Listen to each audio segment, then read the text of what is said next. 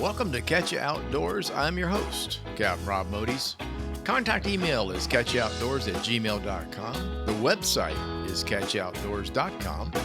Facebook page, Catch You Outdoors. I've written a couple of books over the past 2 years. One good thing, I guess, about the pandemic, if you want to look at it that way, I suppose. Bridge to Paradise and What I Know About Fishing Southwest Florida are both available on Amazon Kindle. Today's episode, number 18, all about birds, Florida birds. Water, shore, beach, songbirds, soaring birds, all of the above. This podcast idea came while sitting on the beach here in sunny, beautiful Fort Lauderdale, Florida. There were these little bitty birds on the shoreline, which I have lovingly for years and years and years called sandpipers. All of them. Whatever little bird runs up and down the beach in my world, I call a sandpiper. Even though I know that's not really what all of them are called. But these little dudes were hilarious. They were right on the water's edge. When the wave came up, they'd run away, skitter real fast from it, never fly. And then when the water receded, the wave receded, they would go right back down to the edge and start digging around in the sand looking for food. So it was comical to watch. After a little research, I figured out that those little dudes are actually called sanderlings. Go figure. I was close. Sandpipers, sanderlings. I also found, however, that there are zillions of little birds. Now, I kind of knew this. This whole sandpiper thing for me was just a catch-all because it was the one bird I just could not sort out. All of the birds, the wading birds, the things that I find on grass flats and in the backcountry fishing, offshore. I kind of know what most of them are, but these little dudes puzzle me. There are willets, there are dowitchers, there are the sanderlings, and there are plovers, and there are many others. Those are kind of like the main ones. And there are sandpipers. So just trying to sort out what's what for me was pretty complicated. But now that I've actually, looked at it and gone into a book and searched things, I've actually been able to sort some of them out. So anyway, yeah, I hatched this idea. Ooh, that was a major pun. Anyhow, oops. So let me start with the most important thing. Let me start with the research part of this thing. I'm going to read the endorsement on this book that I have. It says, once in a great while, a natural history book changes the way people look at the world.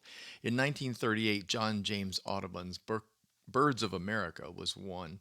In 1934, Roger Torrey Peterson produced Field Guide to the Birds. And now comes the Sibley Guide to Birds. I'm a big fan of the Sibley books. It's Sibley, in case you're looking for it. The author's full name is David Allen Sibley. They're amazing. The one I have is called Sibley Birds East, but of course there's a West, and there are many others. This book, for me, has really worked really well for all birds, whether it's shorebirds, along beaches, things like that. It has beautiful descriptions. It has really great pictures and things like that. So it's very, very easy to kind of find what you're looking for visually and then go from there. Now, on the visual part, this is going to be very interesting. I'm not sure. I'll do my best to describe some of these birds for you, but it'll be up to you to go back and look because this is a podcast with no video. So that's just the way it has to be. I spent a great deal of time on the water, both or near it, both as a youth, later in midlife in the Coast Guard, fishing in creeks in Kentucky and other places, Ohio and a lot of other places, then eventually back to Florida. And I was a guide for almost 20 years. And so I spent close to 5 days a week, sometimes every day of the week, especially during the high season, January, February, March, April. I'd be out there. May too, tarpon season would roll in. So anyway, one of the questions I always got from everybody on the boat was, what kind of bird is that? It was just a common thing. It's just like, what kind of fish is that? As a catch fish. But the birds would pop up on everybody, even the watchers, the people that go out with their significant other, husband or wife, and one of the other likes to fish better than the other. The other would like to just sit back and witness. It would come from them too. What kind of bird is that? And so early on, I was sometimes stumped, and I would honestly, I'd I tell them, I say, I believe it's a blah blah, but I'm not sure. But I'll look it up and get back to you. And that's what I did over the early time of guiding. I would really literally start taking either a photograph, hopefully do it from memory, go back to the house or the dock, look it up, and see if I couldn't figure out what it was. So the next time I wouldn't be so stumped. And early on, I used Audubon's book, but I also had this oversized book. I'm sorry I don't remember the name of it, but it's a series made for Florida. It has butterflies, it has reptiles, it has birds, the outdoors like trees and flowers, things like that. They have a book for each one, so it's kind of an oversized book, one of those large, 15 by I don't know, 15 by 16, maybe a good sized book. Lots of pretty pictures and easy to find, but it certainly didn't have everything in it. That's when Audubon wound up in my pocket, the Audubon Guide, and now Sibley. And Sibley I found is better than anything that I've run into. So I'm going to start off by talking about the one that seems to be the most common around. I mean, there are a lot of common birds, but the big one's pelicans, brown pelicans. They're goofy, they're friendly, they're everywhere. They're on both coasts, whether you're here in Fort Lauderdale or you're on the West Coast where I was guiding in the Sanibel, Fort Myers area. So um, they are diving birds. They're brown. You can't miss them. They got the great big giant beak on the front that looks hilarious. They're about the dumbest looking things on the planet when they're walking. If you've ever seen the movie E.T., I almost feel like Spielberg got the whole walking action of E.T. from watching a pelican on a dock. It's hilarious. They're not terribly skittish. They love to be photographed. Up close is fine. They don't like to be touched. Probably shouldn't anyway. They're horrible scavengers for fish. If you're out fishing, they're going to dive on your fish, try to take your fish, do all kinds of that stuff. So they're I'm not going to call them tame. They are a wild animal, but man, they sure act tame. In flight, they're beautiful. The thing about a pelican is we jokingly called it the Sanibel Air Force. We saw them in flight. It was like they were in a V formation. They can fly with their wingtips right on the water. It's amazing, zipping along without so much as flapping the wings. And then at a moment's notice, they'll rise up in the air and then dive straight down on bait. I think one of the most fascinating things to watch is pelicans diving. They're really incredible the way they hit the water. Then you have the white pelican, which totally different. I mean, it really is. It's a pelican. The American white pelican. It's it okay, so it looks like a brown pelican, except it's about twice the size. It's got an enormous wingspan. It's also a rarity during certain times of the year in Florida, namely summer. I hardly ever see them in the summertime. They're migratory. When I have people on the boat that were from the way up north, along the Canadian border, the U.S. Canadian border, it was very common for them to know what they were because that's where they spend their summer times, up in the cooler areas, lakes and things like that. When winter settles in and the ice and snow comes, they get the heck out of Dodge. They basically fly south to Florida. Now, one of the reasons for that is the way they feed. I had to do a little research on this because it kind of is like, are they snowbirds? They just want to get away? No, the white pelican does not feed like a brown pelican. Brown pelicans dive for their food, and they're here year round. A white pelican scavenges from the surface. So basically, what they do, a large flock will gather. And when I say large, I've seen them as many as 30 and 40 of them together. They will start to circle a bait pod on the water, not flying, swimming, and then drive the bait to center. And once they get the bait to where they can get to it, where it's jammed up, they start basically dipping their bills in the water. They have a very long neck and a very long bill, and they'll start picking up food that way. The small bait fish. I've seen them go after mullet. I've seen them go after all kinds of stuff. So it's kind of a remarkable feeding thing. Obviously, if you have ice on a lake, that ain't gonna fly. No pun intended. Again, God, I did it again. So anyway, they work at it that way. In Florida, they appear around October. They are magnificent in the sky. They really are. There's something else. When they fly in enormous flocks, minimal 20 birds. Sometimes you might see a few less, but mostly in the average of 20 to maybe 30 in a flock. And they circle in the air on air currents. very much like eagles and vultures and things like that, because they have an enormous wingspan, so they catch lift that way. And it's really fun to watch because it's kaleidoscopic. They look like a kaleidoscope. They'll be white and then they'll shift because they have a little bit of black on the tips of their wings, and you'll see this color motion. But October, when we see white pelicans, that is the first sign that, uh-oh, here it comes. Summer slash fall is over. Winter is on its way because the white pelicans have arrived. In my case, it was, like I said, October, usually out over Sanibel. It would be on Matlacha Pass where I'd notice them first because they like to land on the oyster bars back there. And then down in Estero Bay, we'd see them in the same way up in the northern end of the bay where the oyster bars are. They'd land there. And then eventually they work their way all the way down into the glades. But they're an absolutely beautiful bird. Gulls. There's no such thing as a seagull. Look it up. Well, yeah, there is one. Jonathan Livingston. Ha ha ha. I'm in a jokey kind of mood today. Sorry. Anyway, yes, there's no such thing as a seagull. There are lots and lots and lots of gulls, though, all over the world in the Florida water area. I'd say the most common ones you're going to see are laughing gull, also one called the common gull, the great blackback, black-headed, ring-billed. See quite a few ring-bills along the beach, especially on the east coast over here. The herring gull is another one, but no seagull. So they're basically they soar. No, they don't soar. They fly over the water's edge, typically looking for food. They follow each other to the food. So in other words, if one discovers, the other one will be right behind them. They'll scoot along the water's edge. They'll feed literally standing at water's edge sometimes, kind of rare.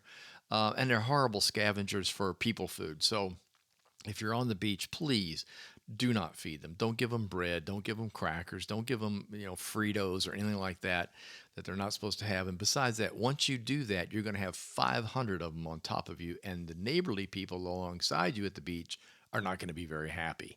So try to leave the gulls alone. And they're horrible beggars. So I'm not going to say it doesn't happen. Along with those are another bird called a tern. And the tern is very, very similar in looks to the gull. It's sleeker. It has a longer head, a more pointed beak, and a longer tail. The most common one would be the royal tern. And they're an aggravation to fishing. I'll tell you that right now. If you're fishing in the back and a flock of birds shows up that looks like gulls, it's not. It's royal terns. They're terrible about diving and picking your bait up out of the water. I have hooked more than one. Fortunately, I've been able to release it. But they tend to do what they shouldn't do because they find you're easy. Oh, look, the fisherman's here. Oh, look, he's got a whole bucket full of bait. This will be great. So they're noisy. They're erratic. They don't flock up quite like a gull does. So a little different in that respect. One of my favorite of the terns is a little bitty fella who has an appropriate name called the least tern. He is the smallest of the terns. They live here in Florida. They're coastal. What's very interesting about them is they nest along the beaches in sand. But I didn't know a thing about them until Janelle and I stayed in Matlacha in a little house we rented for a couple of weeks. Oh gosh, 25 years ago, I guess. And out back there was a piling in the water, just a lone piling. And these two birds, these two least terns, as we found out, would show up. Okay, so females during nesting season, female sits on top of the pole, and she does absolutely nothing. She looks beautiful. That's what she does. The male is working his butt off. He's out picking up the little tiny baits. I call those rain baits, those real small little baits, because he's a little dude. He's picking them up. He brings them back to her. He feeds her. And this goes on until she's full. And then I assume somewhere along the line he's feeding himself, although you don't see him do that on the piling that she's planted on. The funny thing that Jonelle and I enjoyed most about it was the way they feed. After he's given her a fish, he rears back, puts his head up in the air, and then does his wings like he's beating his chest. It's almost like he's so proud of what he did.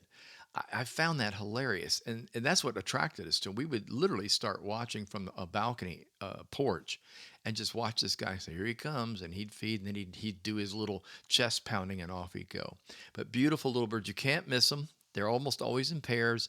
real little. You may see him if you're out fishing or you're on water kayaking. You may see this little bitty bird diving down and then rushing away in a hurry. That's most likely a least tern. Let's talk about, oh, I don't know. These are least favorite birds of fishing people. Other than that, they don't bother people. But there's the cormorant and there's the anhinga. They're very, very similar in the way they look. We'll start with the cormorant first. Mostly black, duck-like, with a much longer neck and a beak instead of a bill, so to speak. Um, they are underwater swimmers for fish. So in other words, they don't dive on fish. They don't scoot across surface chasing them. They literally dive underwater and swim underwater for minutes at a time, hunting through the grass flats. They're pretty remarkable swimmers. Um, in the Orient, they have been used as to catch fish with. The fishermen over in Japan and in those areas will actually put a ring on their neck that restricts them from swallowing. They attach them to a line, if you will, a leash, and send them underwater to catch a fish. When he gets a fish, they pull the bird back up, take the fish away, and let the bird go. Ain't too many people happy with that, but that's the truth. That's how it works. Over here in the States and in Florida, that doesn't happen. But they are really, really good at going after fish. Probably the biggest aggravation when I said, that some people don't like them. Fishermen, if you throw back, I'll use a sea trout as an example. Sea trout has regulations. If you've got a short sea trout, you're doing the good thing. You release it and put it back in the water. You got a cormorant around, he's going to eat it. And he's going to eat it in a flash. And he can swat. Man, I have seen them down 2 pounders like there's nothing to it. So it's pretty remarkable how large a fish they can take in. The only good news on that is if they take a fish and they eat it and it's that big, they'll leave because they're full. They won't eat much more. The Anhinga's very, very similar, but he's much shyer. They generally don't come around boats unless they're starving.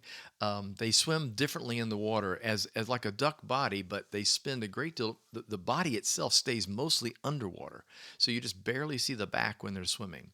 They also have a neck that's skinnier, thinner than the cormorant, and it looks like a snake when they move. When they swim through the water, you actually see it's a cobra type action, and so their nickname are snake birds. That's what a lot of people call them, snake birds. They dive the same way, go underwater, chase fish down like that, but they're much shyer. One thing that drives me nuts about an Anhinga is they have a survival method that scares the bejeebers out of me. They love to sit in trees. They'll sit in the mangroves, and if you're in your kayak, canoe, some small boat, and you're paddling along on the water all happy, and oh, it's so pretty outside, and the ahinga's in the tree and you don't see the ahinga will fall from its branch down through the branches, I don't care how high it is, and crash into the water. That's where they go to hide. And of course, that could be like right next to the kayak. I have never ever been frightened like I have by those daggone things. And it doesn't matter how good your eyesight is, you're probably not going to see it right before it happens. So the cormorant and the anhinga, really interesting birds, and I don't know. I find them both interesting. It's aggravating as a fisherman, but I find them interesting. Oh, one thing I forgot to mention, they they are not like ducks in that they have no oil in their feathers. So in other words, they'll saturate. If they stay in the water too long, they will literally drown. They'll sink. And that's why you see them sitting on top of stuff with their wings spread. So if you see a blackbird, he'll usually be on a piling, or he'll be on a low branch, or he might be on a dock, standing on a log, and he'll be sitting there with his wings totally stretched out. What he's doing is he's drying. He's literally drying himself out so that he can get back in the water for the next feeding session.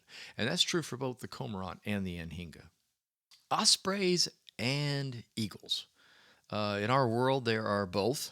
Fortunately, growing up in Florida, there weren't. Well, there were, but they were very, very rare. As a youth, I almost never. That was back in the 50s, early 60s. You almost never saw either one. There was a product called DDT. It was used for killing bugs and things in crops. And DDT was very, very bad. It softened these birds of prey's eggs. So when they sat on them, the eggs would crush. And it's a sad thing when you think about it, but thank goodness somebody figured it out and stopped it. Ospreys have really made a comeback. They're here year round now. You see them quite often.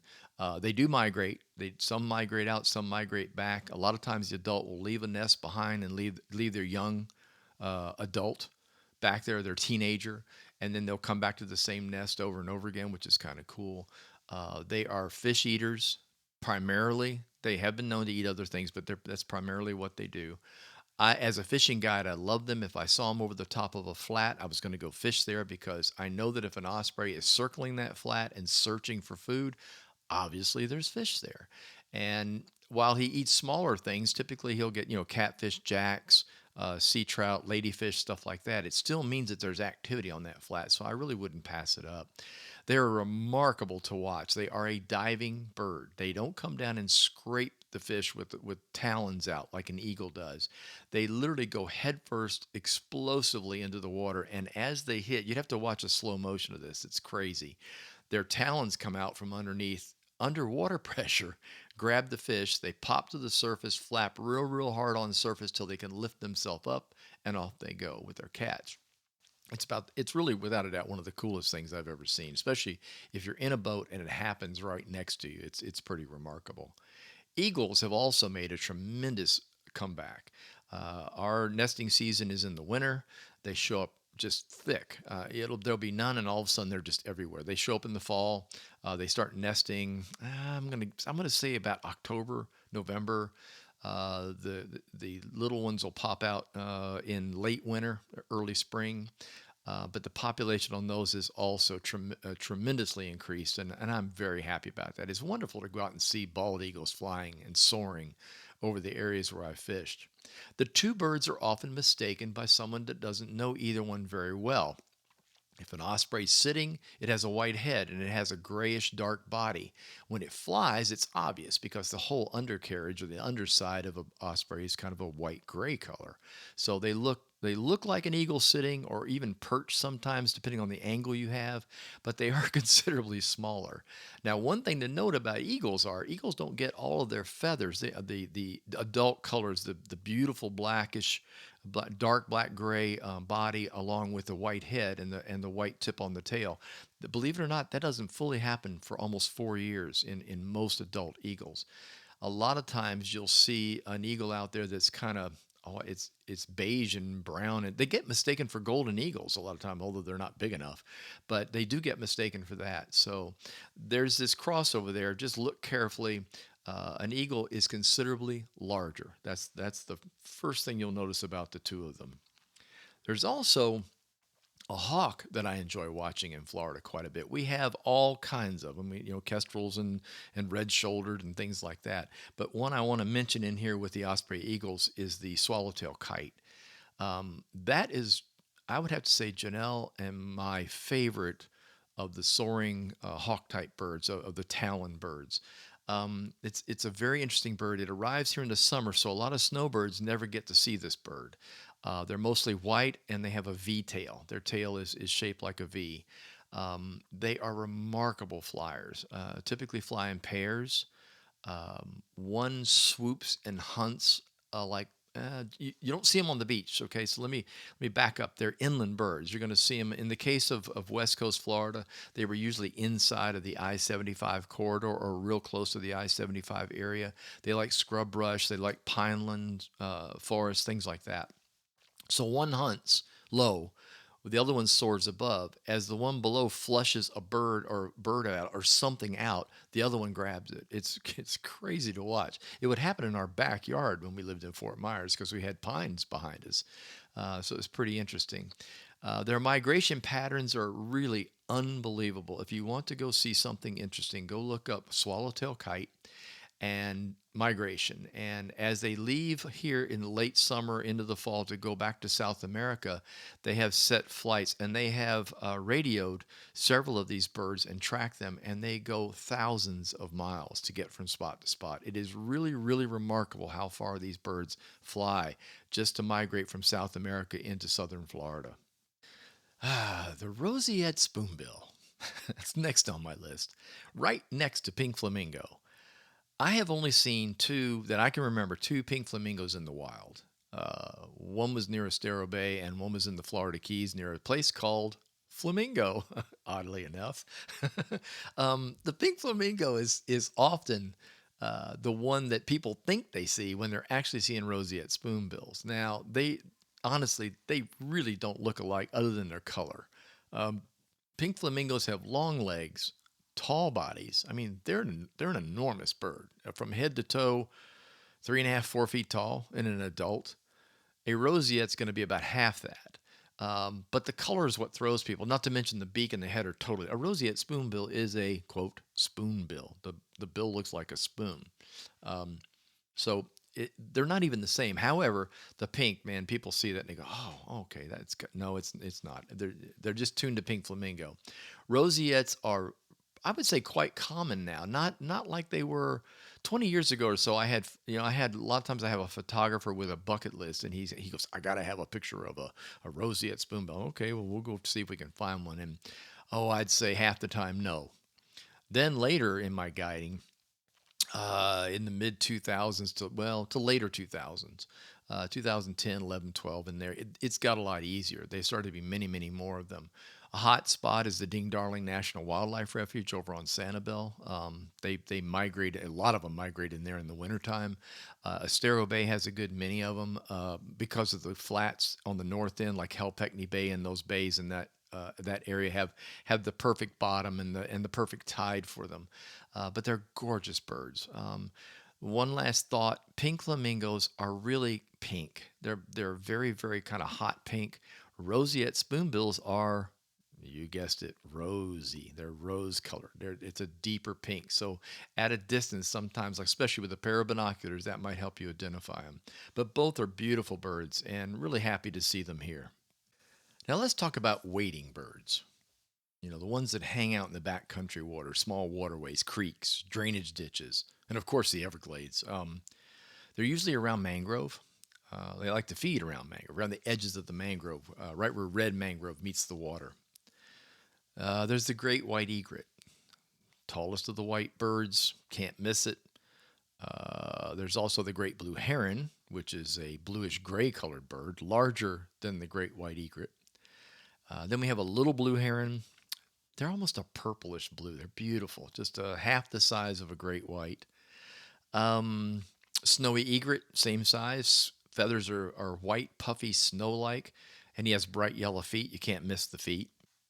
The tricolored heron, three colors, kind of a gray, white, yeah, I mean, white, beige, and a gray or a dark color.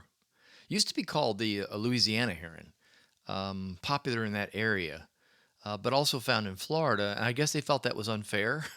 I'm not sure why they did that, but they changed it. So now known as the tricolored heron. Then there's ibis. Lots of ibis. Ibis is a white bird, once again with a funny beak on it, almost a spoonbillish type beak that it uses to gather bait with. We have both the white and the glossies. The glossies you don't see quite so much. Oddly enough, the glossies that Janelle and I have witnessed are primarily in drainage ditches near the highway, which invariably causes us to stop, get out, walk back, and see if we can get a photo, and they fly away immediately. They're very skittish. But the odd thing is, they will literally be sitting next to the highway. Um, and then there's a very rare one called the scarlet ibis. I've been fortunate to see a few of them, mostly down in the Everglades area when I'm fishing in the 10,000 Islands. I honestly don't ever remember seeing one in the Sanibel, Fort Myers area, or over here on the East Coast. It was almost always in the glades. Almost all of these birds are what I call fish finders, and so as an angler and someone who enjoys fishing and fishing mangrove for like snook, redfish, trout, flounder, snapper. Those fish move into those areas to feed on small bait, and the birds are do the same thing. Basically, they hang up above these fish and feed above them. So as the fish pound bait or mix the bait up or chase the bait sometimes jumps out of the water or gets agitated, and the birds just pick it off. It's easy pickings. Um, so I use them as fish finders. If I see birds like that on a shoreline, I'm not going to pass it up. I'm not going to just motor on and not fish the area. Or if I'm with a client and I was fishing the client somewhere, I would certainly come back and check it out later, because to me that's like, okay, this is something going on here. Figure out what tide it is, what time of day, and why are the birds there. So that's kind of what they were all about. Now, on that same note, I want to just kind of jump on this for a second with the fishing side. Fishing mangrove means you're fishing up close to mangrove. It also means that you can get your fishing line and your lures and things caught in mangrove. Please clean up after yourselves. This is directed at the anglers that listen to my podcast. Please, please clean up after yourselves. If I have found many a bird, I have found dead and alive birds caught in monofilament. Not cool. I've rescued many birds. I've taken many birds to rescue services. It ain't cool. It gives us a bad name. If someone that's not a fisherman finds a bird like that, immediately all fishermen are bad. We don't need that. So be sure to clean up after yourselves and take care of yourselves. If you do find a critter who is alive and not doing well, and you can get it to a dock, probably the best people to call is Crow, which is over on Sanibel. That's CROW over on Sanibel. They have rescue services, and they'll actually send somebody out to pick the critter up. So you've got a bird or an animal that you found out while you're fishing, you're out kayaking or whatever, and it's safe to handle them. That's kind of the key, and get them back to the dock or to an area you can call Crow, and hopefully they'll come get you. Um, the scariest thing in the world to rescue is an osprey. Please be careful. I've done that one time. I didn't get clawed or bitten, but let me tell you what, that is probably one of the craziest. I accidentally hooked him in flight. I was casting a lure. He flew into it, snagged his wing, brought him down, reeled him in to the beach on Sanibel. Oh boy. And used my shirt thanks to a gentleman who was there on the beach who had done this before. An older gentleman, he was like, this is how we do it, and took the shirt off, waved it at his talons. He grabbed the shirt. His talons are quite sticky. We were able to pull the lure from the wing while he covered his head. Then we uncovered him and backed off and let him work his way out of the shirt, and off he flew. So there's a tip for you, but I'd still be really, really careful. That's a very scary bird up close. What is the Florida state bird? Oh my gosh. I used to ask this on the boat just for giggles and grins. It was always the gull, seagull. No. I don't know. It was always a water bird. They would always guess some sort of water bird. Typically, a gull would be the A number one. No, it's not. It's a mockingbird, oddly enough. I don't know if it's oddly enough. Mockingbirds are found all over Florida. Seabirds are not. So seabirds are only coastal. So in central Florida, there's a really good chance that a seagull's not going to be around. I mean, they can be there. Don't get me wrong. I've actually seen them there. But the mockingbird is it. I love mockingbirds. I love the way they sing. I love the way they carry on. They are vicious nesters. If you have a cat like we do, you don't have a cat out in the yard unless you like to watch it get its fur pulled out. Mockingbirds they're hell on cats. I'll tell you that right now. We also have cardinals, dozens of small sparrow like birds, blue jays, scrub jays, woodpeckers, red-winged blackbirds. That's one of my favorites. I like those. More of an inland bird. You see those more in central Florida than you do down south. I used to see them down south when I was a kid, but the overbuilding, I guess, has pushed them north. Hummingbirds, of course. But our favorite of my wife Janelle and I, our favorite is called the painted bunting. Look it up. I wish to goodness I had a picture and a way of showing you, but they're beautiful birds. A combination of like red, blue, orange, green, shades of gray, all in the male, all in one little bird about the size of a parakeet. The female is all green. She's just mostly a really pretty green all over, a parrot-like green. The two of them show up here in the wintertime. They fly down from, I assume, up north. We have feeders out for them to attract them. We love having them around. Typically, you'll get a male or two and maybe 3 or 4 females in a group, and they'll hang out here all winter long as you supply them with something to eat and security. They like having bushes and trees near the feed or something they can hide in. They're very, very flitty little birds. It's hard to get pictures of them, but it's exciting when the first time you see one, you're not going to believe it. There's another one that also will hang out with them. It's bright blue with kind of a purplish tinge. It's called an indigo bunting, and generally hangs out with the buntings, with the painted buntings. But they're just really, really rare. It's extremely rare. There are many, many more birds. Lots of them. I couldn't cover them all. I'm already at 35 minutes into this one, so I'm sorry. I'm sorry. It's time to wrap it up.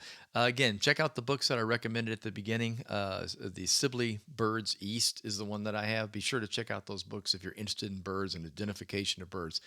I don't think there's anything better out there on the market right now. Thank you so much for listening. I appreciate you taking the time to tune in. If you enjoyed this podcast, please tell a friend. Catch Ya Outdoors is hosted by Anchor and available via Spotify and Apple Podcasts. Our Facebook page is Catch Ya Outdoors. Our website is catchoutdoors.com. Until next time, get outdoors and enjoy.